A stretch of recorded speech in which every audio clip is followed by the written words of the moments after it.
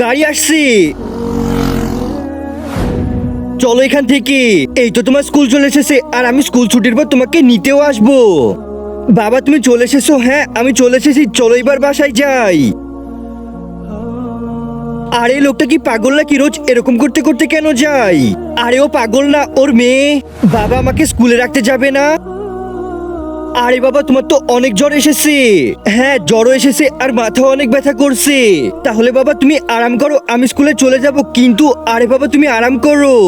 আচ্ছা ঠিক আছে, সাবধানে যাবে।